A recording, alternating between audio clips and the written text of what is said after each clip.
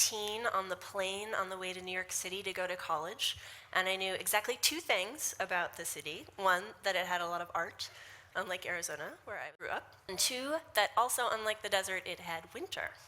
But I wasn't worried, I was prepared. I had saved up and bought a coat, which kept me lovely and warm for a couple of months until I wore it to a party, and someone else threw up on it. And I didn't have enough money to dry clean it, and by the time I saved up enough money, it had been sitting around so long that I really didn't want to wear it. So that was a very cold winter, my first winter in New York. And I spent a lot of time in the warmest place I could find, in the basement of the arts library. And it was lovely. There was exposed heating pipes running along the walls. There was an old photocopier that would eat your dimes if you tried to actually make any copies, but emitted a steady, gentle heat like in a wood stove.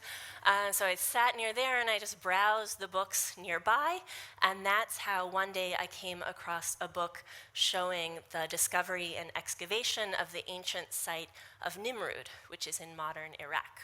The pictures in this book just shimmered with light and with heat, and to my cold and homesick self it looked ideal, like a desert, but with art. So I studied more and more about Nimrud and its creators, the ancient Assyrians, and more about the culture of the ancient Near East.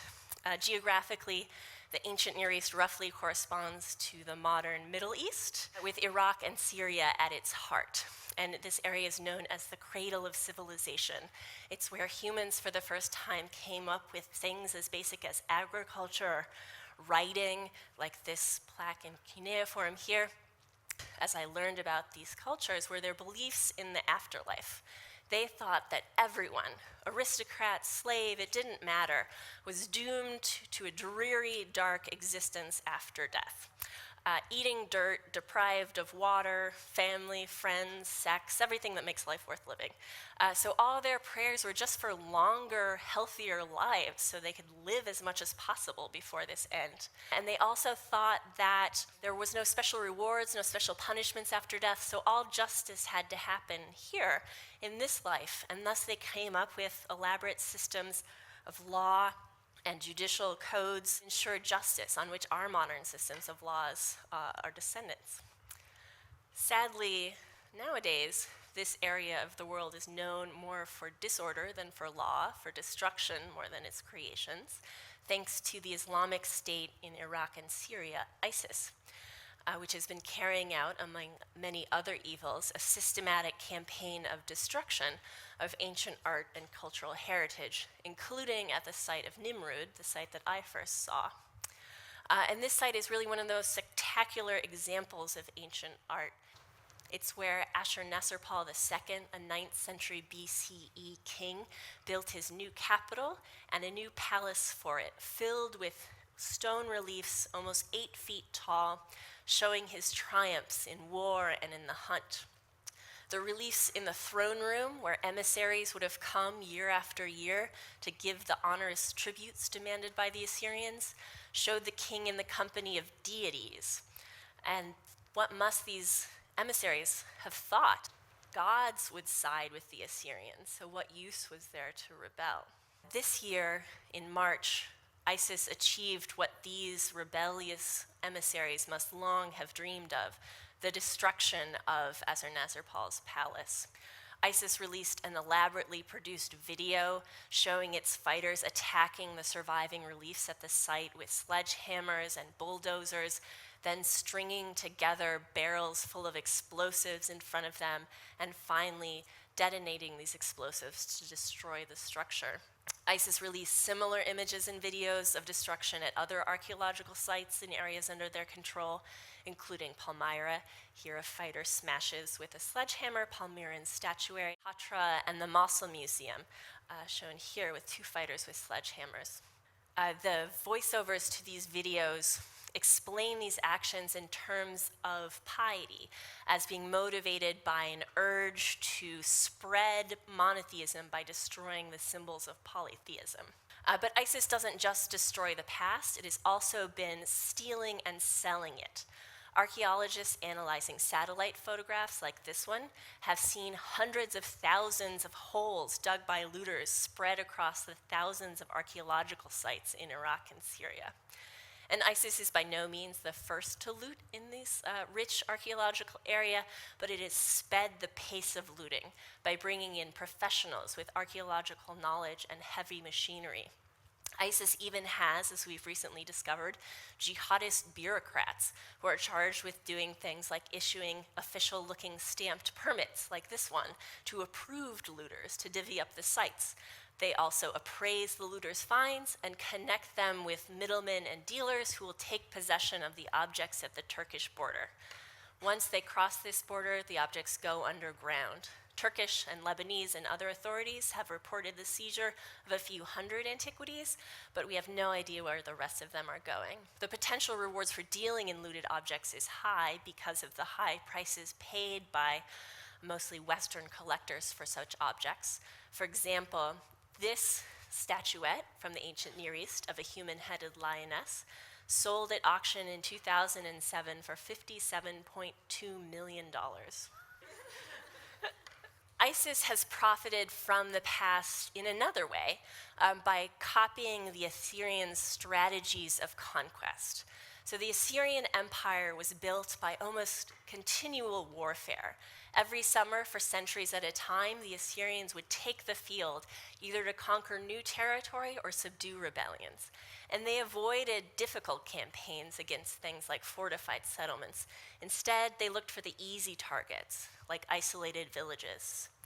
There, they would torture, flay, and behead all the male inhabitants, leaving their corpses on display as a message to the remaining population that they should surrender or else. And this message was seldom failed to be heeded. ISIS's similar beheadings and burnings are captured on video, which spread a contagion of fear far more efficiently than the Assyrians ever could. But ISIS's destruction of cultural property is a key part of this strategy of fear. The stories that have made the news here in the US are mostly of the destruction of ancient sites like Nimrud, but actually ancient sites make up only 4% of the known destroyed cultural heritage sites. The rest of the sites are shrines, like this one, mosques, churches, of populations that ISIS considers heretical, Sufi, Yazidi, Christian. ISIS moves into a new territory and goes after not the people, but the sites that they find so important, such a part of their identity and culture. These sites desecrated and destroyed, the remaining population soon flees, fearing that they will be next where their souls have already been damaged. And these fleeing populations have become part of what is now an exponentially growing refugee crisis. I first encountered King Ashurnasirpal here, not in person, but in books, in photographs, and I fell in love with him there. I have seen now some of the originals of these objects in museums where they live across the world, but I had long before that been in love with the savage beauty of these pieces.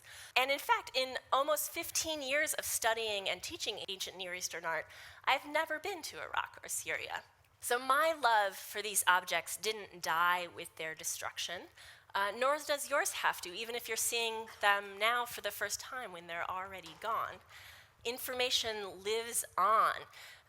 These images, these videos, these measurements, these descriptions can't be destroyed by a mere act of physical destruction.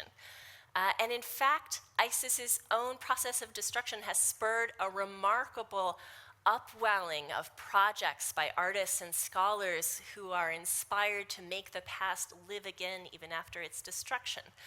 Everything from computer scientists crowdsourcing tourist photographs of threatened or destroyed sites, here Palmyra, in order to create 3D digital models of the heritage, to artists crafting 3D printed replicas of destroyed statues, like this one in the Mosul Museum, and then making these files freely available online so that everyone can have their own ancient king even after the original has been smashed. So ISIS wants to send with its destruction a message to you, to me, to the West about our powerlessness. ISIS, by destroying this art, is claiming that we can't do anything. We can't stop their spread. We can't stop the killing. We can't even do something as seemingly simple as protect a work of art that we love. And we are vulnerable to such messages because we love art so much. Everyone has fallen in love with an image, a song, a movie, because art has a way of crossing boundaries without needing to cross borders. And the more we love, the more we are vulnerable to the destruction of something that has opened our heart.